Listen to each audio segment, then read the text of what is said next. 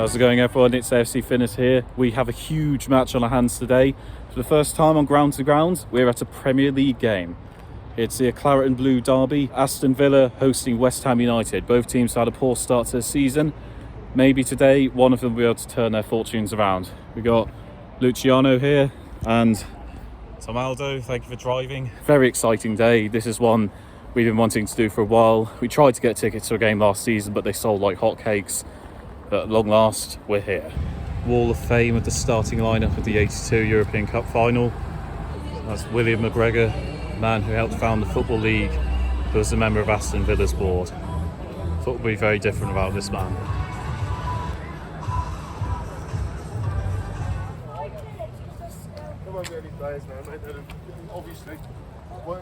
So got some salt and pepper chips outside the ground, not bad at all.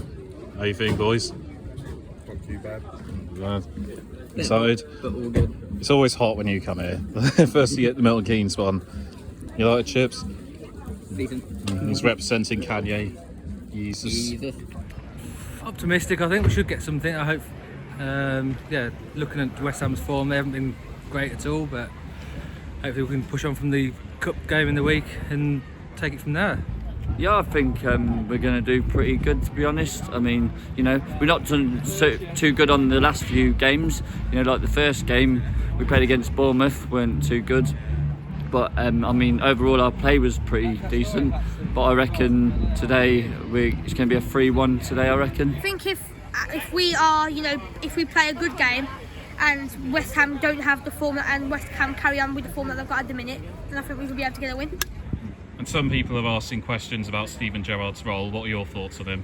I think you've got to give him a bit more time, give him maybe 1 or 2 transfer windows at least and see what he does, and hopefully it pushes on. I think I'm kind of in the middle at a minute, but I just think maybe just like instead of coming in and making all these changes straight away, you need to kind of slowly get in. I don't agree with taking the captaincy off Tyrone Mings, and I don't agree.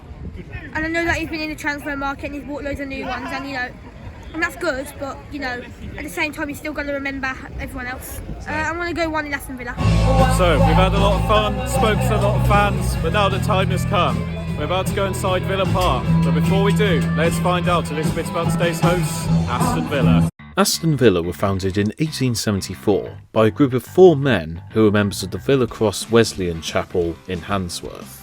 George Ramsey joined the club as a player after bumping into the team whilst on a stroll in a local park, and was asked to join the club after joining in to make up the numbers during a practice game. He took charge of training and became the club's first manager in 1886.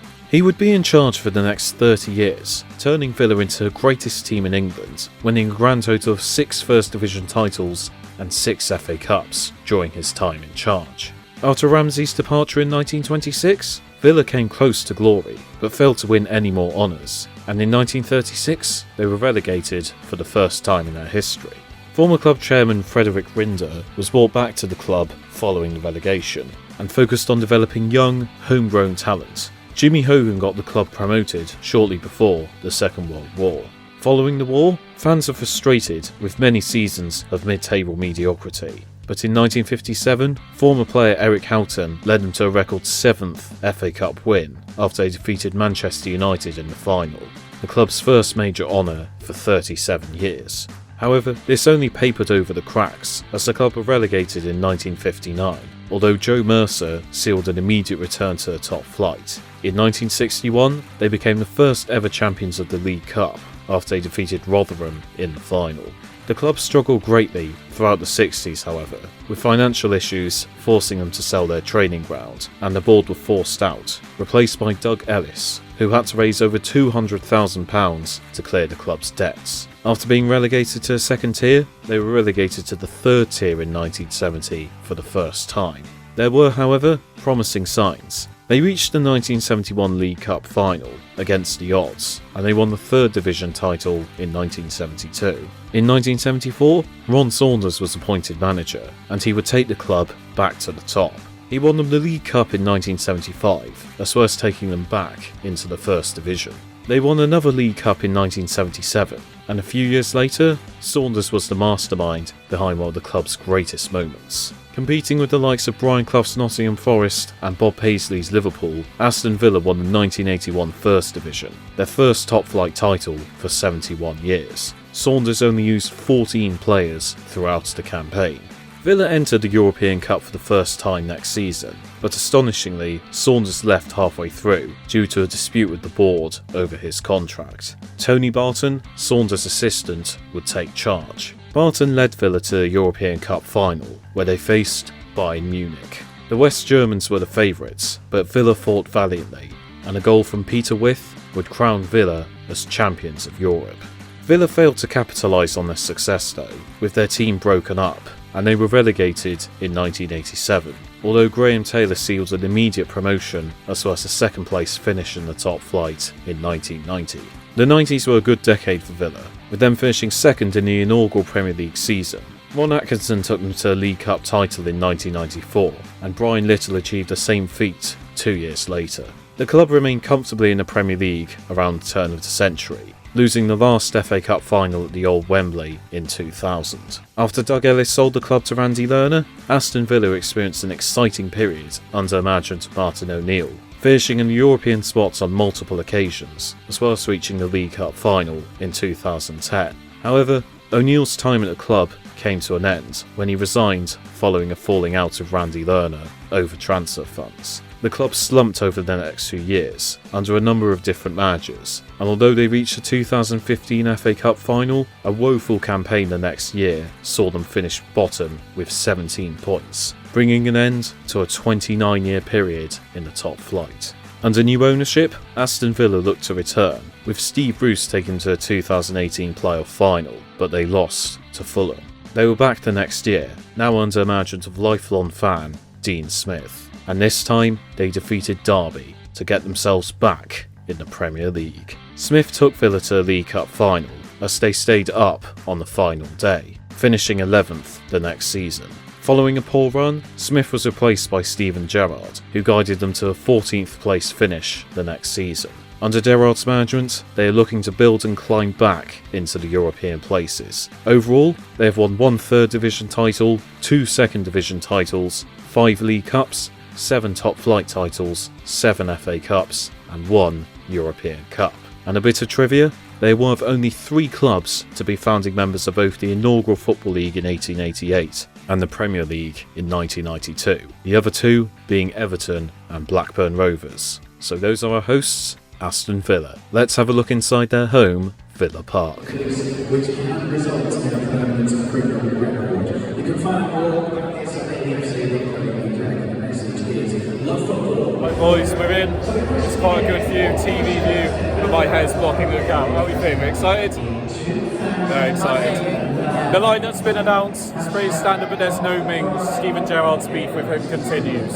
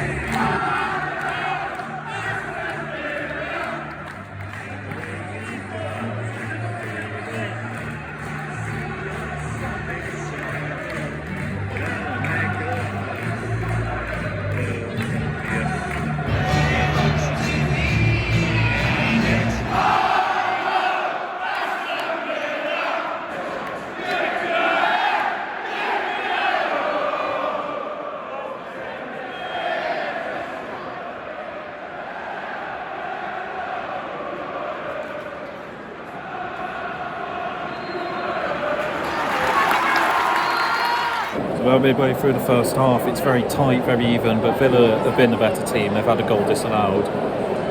Not sure if there's going to be a goal anytime soon, but if anyone's going to score, it's going to be Villa. But yeah, they've been better, had most of the possession. Okay, they concrete chances, yeah, but wouldn't put past them to that soon. Still 0-0.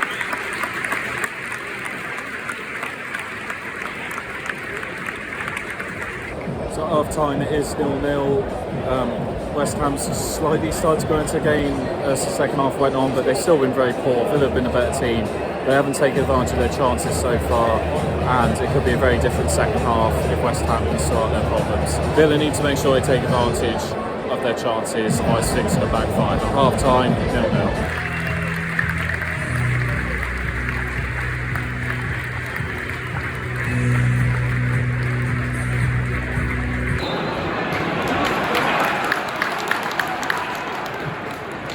Midway through a second half, if a team is going to make a breakthrough, I'm starting to doubt it. But again, I think if any team it's going to be Villa, but they need an impact. They've got on Buendia and Ramsey, but that end product just isn't there today. Still 0-0.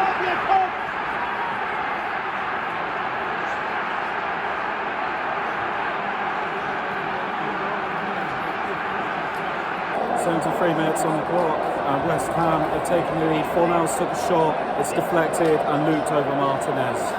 Not deserved, to be honest, at 1-0.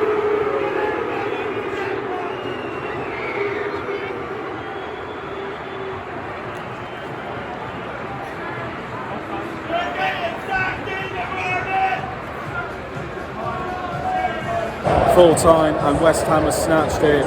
Villa did not take the chances they had, and as a result they've got punished for it. West Ham have been more clinical. They had one really significant chance and they scored from it. As you can hear, they're not happy as Stevie G was at the final. Nail in the coffin for him. West Ham get their first points of the board on the season.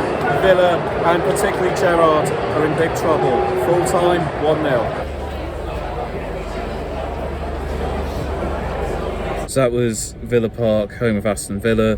It's definitely one of my favourite places to watch football. I've been several times before, and it's good to go back. So it's one of the first grounds I wanted to do for this series. Yeah, shame Villa couldn't get anything out of it today. And like I was saying, I think questions will be asked of the manager. The atmosphere there is not a myth. They were singing a lot today, and it was great to hear. And we paid about 30 quid for that, which, considering it's one of the biggest teams in England and a Premier League game, that's quite good value, actually, I would say. And there's so much going on there, so many supporters, so many committed, dedicated fans. Definitely one of the most special days out in British football. Great to finally get a Premier League game in on ground to ground. Hopefully there'll be many more coming up. So that was Villa Park, home of Aston Villa. Thank you all for watching. I've been AFC Finners. See you next time. Luke's saying bye. And stick with us as we go ground to ground. AFC Finners out.